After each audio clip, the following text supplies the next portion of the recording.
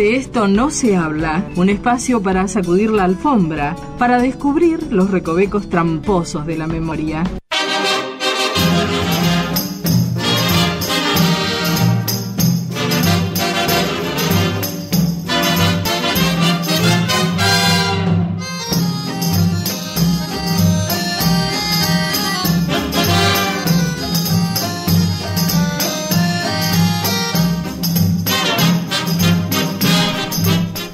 Bueno, acá estamos nuevamente con Valentín Belza, hablando de un ícono de Mar del Plata, que fue Amílcar González, abuelo justamente de Valentín.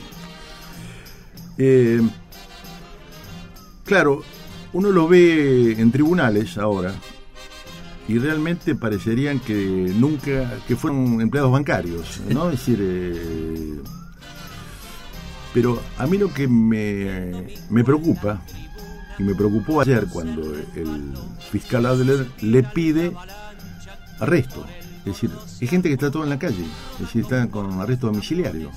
Es decir, creo que, no sé, uno no se puede meter tampoco en el Poder Judicial, ¿no? Pero ya creo que tienen. En este juicio contaron, creo, no me acuerdo si eran 81 o 85 casos, de la Cueva, la Cuarta, la Primera, todo, la base naval.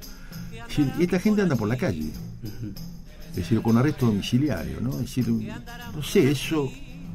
Y a veces los tiempos de la justicia cuesta entenderlo, pero a veces los tiempos de la justicia no son los mismos que los tiempos de las personas.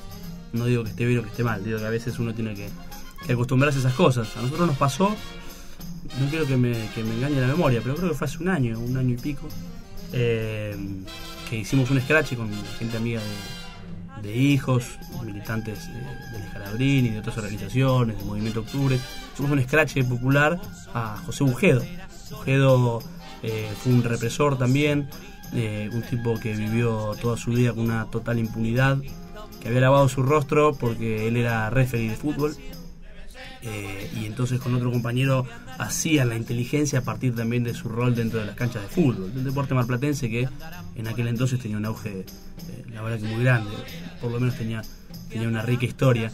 Y Bujedo estaba mencionando las causas. Lo que pasa es que él había hecho lo que han hecho muchos, fue lavarse la cara, fue empezar a participar en lugares sociales donde nadie los conociera, por una cuestión de desconocimiento o de que haya gente nueva.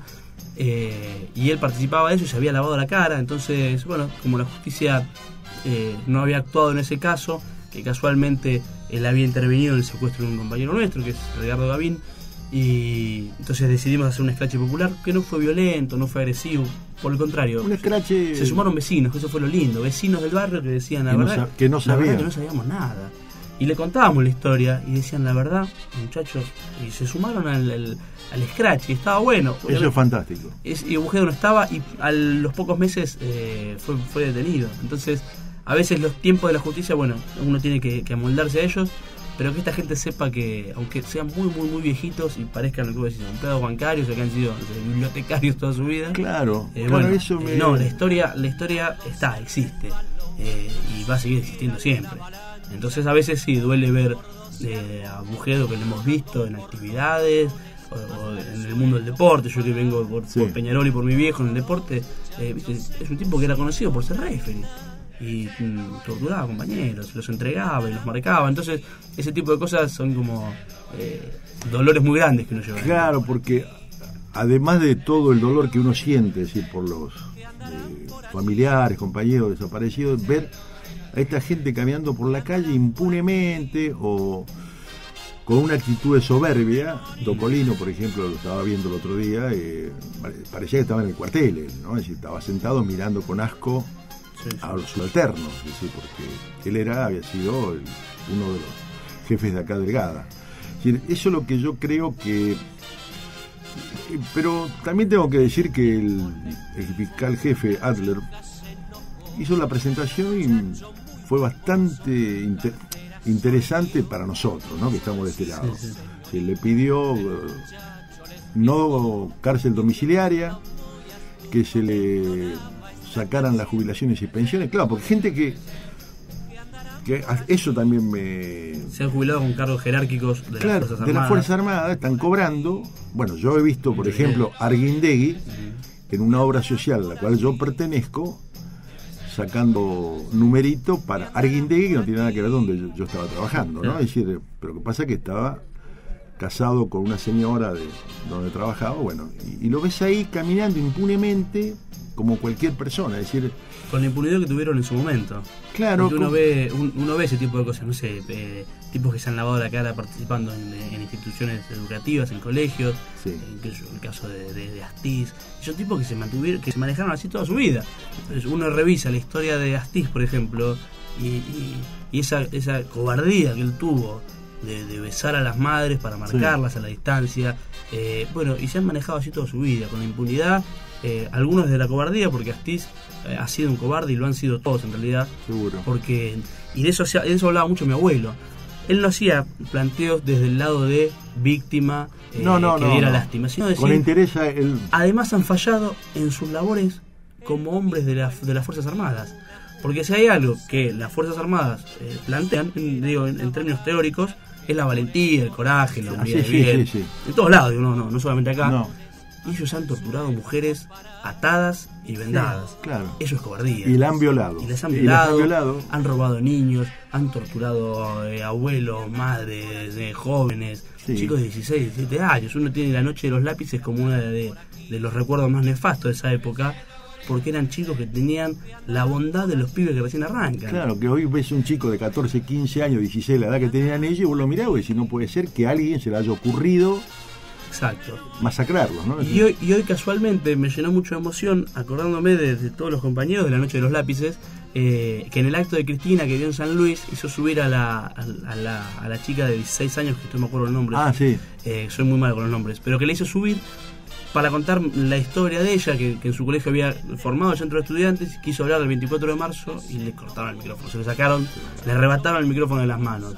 Y presentaron esos chicos de 16 años, que militan en la Cámpora, presentaron un proyecto no para obligar a los colegios a que tengan centro de estudiantes, sino para que no puedan prohibir la creación de centro de estudiantes. Y yo me emocionaba. Sin duda. Son chicos de 16 años y reivindican aquello de los jovencitos de La Noche de los Lápices, que uno revisa la historia de esos chicos y, por ejemplo, había algunos reclamaban, como todos sabemos, el boleto estudiantil, y había algunos que vivían a 3 cuadras del colegio. O sea que no iban a utilizar esa conquista que estaban buscando lograr. Entonces eso es fantástico, eso es realmente militancia y pasión pura. No tenían ningún interés de otro lado. A mí me emociona mucho ver a los chicos hoy por hoy. Bueno, me tengo que dejar de fumar, me parece ya. ¿Sí, no? Ver a los chicos militando y con esa pasión, ¿no?, que tienen hoy por hoy. Eso realmente a mí me emociona. Y si yo los veo y yo digo, qué bueno que le pase a ellos esto a ellos ahora, ¿no? Es decir, que no como nosotros, que íbamos, aunque sea a pintar una pared, teníamos miedo, no salíamos, es decir, vivimos un clima de miedo. Es decir, yo me pasé toda mi juventud y mi adolescencia, qué sé yo, con miedo. Es decir, realmente a mí me pareció que nosotros no nos volvimos locos, no sé, de casualidad. Es decir, porque si vos supieras el miedo que teníamos, que el colectivo, que llegábamos a casa y mirábamos para todos lados, es decir, porque te levantaban por nada, es decir, no porque uno tuviera más. Porque después también, el otro día estaba leyendo algo de Rodolfo Walsh y decía que la oligarquía, los poderes determinantes, tratan de sacar del eje a los, digamos, héroes. Nosotros nos decimos, a los compañeros muertos no se los llora, sino se los reemplaza, ¿no? Decíamos en aquella época.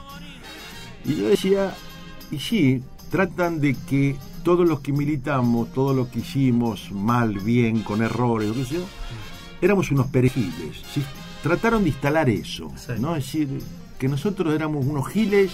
Y mirá que acertado, ya que vos decís que lo planteaba muy bien Walsh sobre el tema de los héroes, que es cierto que en la militancia esas figuras heroicas siempre aparecen, que ahora Videla declaró hace muy poco tiempo la verdad sobre el gran Roy Santucho. Sí. Y explicó Videla que ellos en realidad, ese cuerpo que ellos habían fusilado cobardemente, lo habían guardado, lo habían escondido, Claro. porque sabían que iba a generar una revuelta popular muy grande. Y claro que iba a generar una revuelta seguro. muy grande, porque Robbie Santucho, junto con otro montón de compañeros, Sí, como seguro. Rodolfo Walsh, Enver El Kadri, y un montón más, han sido compañeros que son un emblema de la lucha contra los poderes con toda consecuencia, de toda consecuencia. Entonces, ahí eso que vos decís es totalmente cierto. Claro, escondieron a Santucho.